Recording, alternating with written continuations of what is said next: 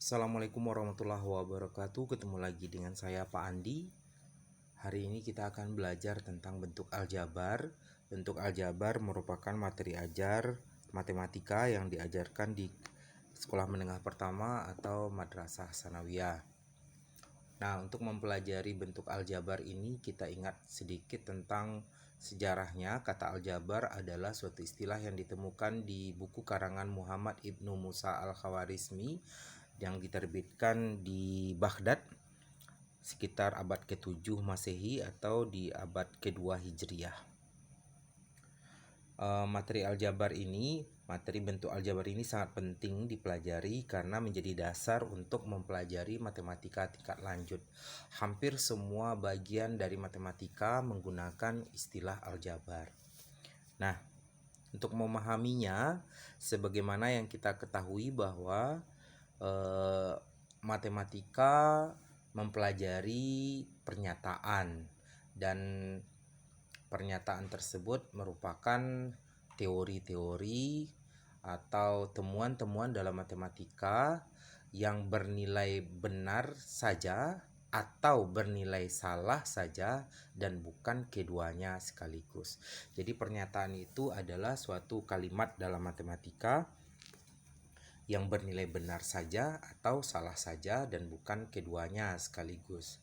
Nah, pernyataan-pernyataan ini biasanya disajikan dalam bentuk kalimat, bisa kalimat terbuka atau bisa kalimat tertutup. Kalimat terbuka merupakan suatu kalimat yang tidak bisa dijelaskan dia itu bernilai salah atau bernilai benar. Itu tidak bisa. Tetapi kalimat tertutup, kalimat yang sudah bisa dibedakan benar atau salahnya, ya, sudah bisa dipisahkan dia itu bernilai benar atau bernilai salah. Nah, berbagai pernyataan dalam matematika tadi biasanya dinyatakan dalam kalimat-kalimat, dan kalimat-kalimat di dalam matematika tersebut bisa berupa persamaan, bisa berupa rumus, bisa berupa simbol-simbol. Nah, apa hubungannya dengan bentuk aljabar? Jadi bentuk aljabar tersebut adalah ekspresi matematika atau pernyataan-pernyataan matematika yang menggunakan simbol atau lambang beserta aturan-aturan yang terkandung di dalamnya. Jadi dapat kita nyatakan bahwa bentuk aljabar itu adalah ekspresi matematika. Ya, ekspresi matematika itu bisa kalimat gitu ya, atau pernyataan matematika yang menggunakan simbol atau lambang beserta aturan-aturannya. Nah, untuk memahaminya kita coba memperhatikan ini ada disediakan segitiga siku-siku ABC dengan siku-sikunya di C gitu ya ini. Nah, teorema yang paling terkenal atau teori atau pernyataan yang paling terkenal tentang segitiga siku-siku ini adalah teorema Pythagoras. Menurut Pythagoras atau pernyataan Pythagoras menyatakan bahwa kuadrat sisi miring adalah jumlah dari kuadrat sisi-sisi yang lain. Jadi menurut Pythagoras, kuadrat sisi miring atau hipotenusa ini merupakan jumlah kuadrat dari sisi-sisi yang lain. Dalam bentuk aljabar, pernyataan ini kita nyatakan sebagai di sini hipotenusa atau sisi miringnya kita lambangkan dengan C, kemudian sisi yang lainnya A dan B, sehingga pernyataan ini dapat kita sajikan dalam bentuk C kuadrat sama dengan A kuadrat tambah B kuadrat. Nah, itu kira-kira contoh dari bentuk aljabar. Nah, bisa saja contoh lainnya dinyatakan seperti ini, 3x tambah 2y dikurang 4, atau 4x kuadrat kurang 5y kuadrat tambah 7, atau A kuadrat tambah 2b kuadrat kurang c kuadrat tambah 4. Nah, bisa saja bentuk aljabar tersebut seperti rumus-rumus yang pernah saudara pelajari ketika belajar fisika, kimia gitu ya. Persamaan-persamaan seperti hukum Newton 1, hukum Newton 2, hukum Pascal 1, Pascal 2 dan sebagainya, atau rumus yang dinyatakan oleh Einstein E sama dengan mc kuadrat, atau rumus Newton itu F sama dengan M kali A ya. Jadi itu merupakan bentuk aljabar sebenarnya. Nah, selanjutnya kita akan mempelajari tentang unsur-unsur dari bentuk aljabar atau bagian-bagian dari bentuk aljabar yang kita kenal juga dengan istilah-istilah yang ada yang akan muncul ketika kita mempelajari bentuk aljabar. Oke, di sini kita sudah sediakan. Yang pertama, unsur-unsur bentuk aljabar itu disebut dengan variabel. Apa itu variabel? Nilai yang belum diketahui biasanya dilambangkan atau disimbolkan dengan huruf abjad. Ya, contohnya bisa X, Y, A, B, C, P, Q atau simbol-simbol tertentu seperti alfa, beta, gamma dan sebagainya. Jadi variabel adalah nilai yang belum diketahui gitu ya. Kemudian yang kedua istilahnya adalah koefisien.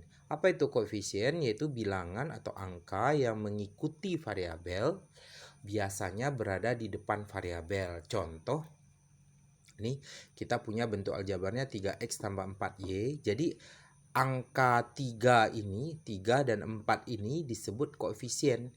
Angka 3 itu koefisien dari x dan angka 4 itu koefisien dari y. Nah, selanjutnya istilah yang kita ketahui dalam bentuk aljabar itu adalah konstanta. Di sini ada konstanta. Apa itu konstanta? Konstanta adalah angka atau tetapan yang berdiri sendiri tanpa variabel. Jadi dia adalah angka atau tetapan yang berdiri sendiri tanpa variabel. Contohnya, kita punya bentuk aljabar 3x tambah 4y tambah 5, maka 5 di sini adalah konstanta karena dia berdiri sendiri tanpa ada variabel yang diikutinya. Selanjutnya, istilah keempat adalah derajat. Nah, derajat di sini adalah bilangan yang menyatakan pangkat dari variabel. Ya, yang menyatakan pangkat dari variabel. Contohnya di sini kita punya bentuk aljabar p kuadrat tambah 4, maka kuadrat atau 2 ini adalah derajat dari p ya. Derajat dari p. Itu yang disebut sebagai derajat. Selanjutnya ada istilahnya suku ya, suku. Apa itu suku? Nah, kalau kita perhatikan di sini suku adalah bagian dari bentuk aljabar yang dipisahkan oleh tanda jumlah atau pengurangan. Jadi contohnya di sini adalah kita punya bentuk aljabarnya 4p kuadrat ya. 4p kuadrat tambah 3q kuadrat dikurang 5pq. Jadi ini disebut suku. 4p kuadrat ini disebut suku-suku. 3q kuadrat ini juga suku.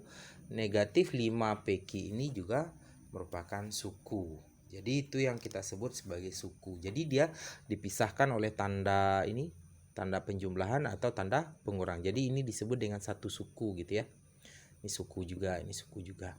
Nah, ketika kita berbicara tentang suku ini, ada beberapa istilah yang perlu kita jelaskan. Yang pertama ini, nah, ada suku-suku bentuk aljabar gitu ya. Suku-suku bentuk aljabar. Ada istilahnya monomial. Monomial itu mono artinya satu, mial artinya suku. Jadi monomial itu adalah suku satu. Jadi terdiri dia satu suku saja. Contohnya di sini kita punya 4x saja atau 3a kuadrat atau 7pq gitu ya. Kita sebut monomial. Kemudian yang kedua ada binomial. Nah, binomial itu terdiri adalah bentuk aljabar yang terdiri dari dua suku. Contohnya di sini 2x tambah 3y atau 8p kurang 7. Jadi ini adalah disebut binomial ya. Yang terdiri dari dua suku saja.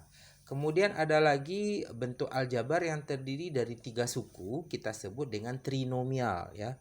3 suku, contohnya di sini 2x kuadrat kurang 3x tambah 4. Ini disebut 3 suku. Ini suku pertama, suku kedua, dan suku ketiga.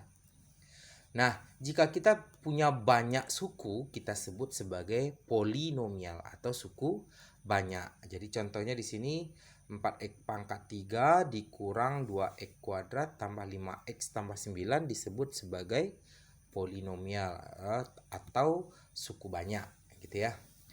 Nah, selanjutnya ada lagi istilah suku-suku sejenis. Nah, apa pula yang dimaksud dengan suku-suku sejenis?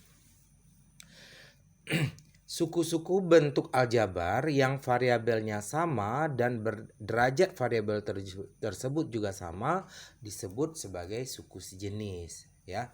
Jika variabelnya sama dan derajat dari variabelnya itu juga sama, maka suku-suku ini kita kenal sebagai suku sejenis. Contohnya adalah ini, 3x kuadrat dengan negatif 5x kuadrat. Ini variabelnya sama-sama x ya, dan derajat dari variabel tersebut sama-sama 2. Maka 3x kuadrat dengan negatif 5x kuadrat itu dikategorikan sebagai suku sejenis. Nah, itu pengantar dari bentuk aljabar. Sekarang kita kasih contoh ya. Kita kasih contoh. Ini kita sudah menyediakan contohnya.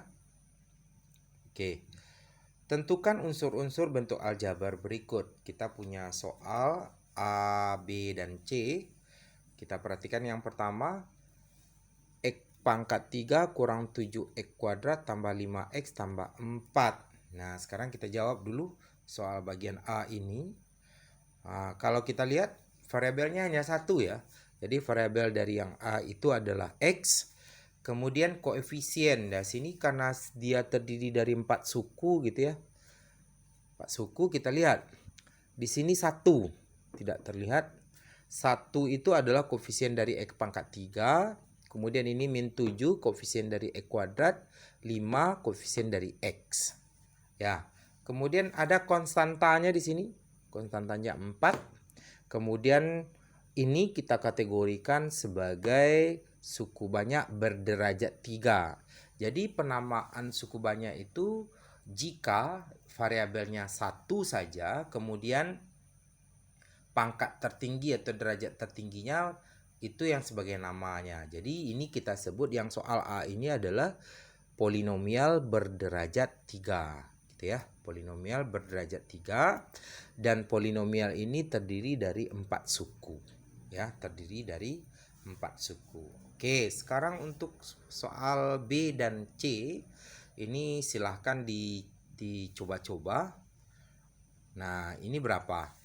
Kita punya soal yang B-nya adalah 4AB tambah 3A kuadrat kurang 5B kuadrat tambah 8. Dan yang C-nya 7P kuadrat tambah 8Q kuadrat kurang 5P Q kurang 3. Ini tentukanlah unsur-unsur dari bentuk aljabar yang B dan C.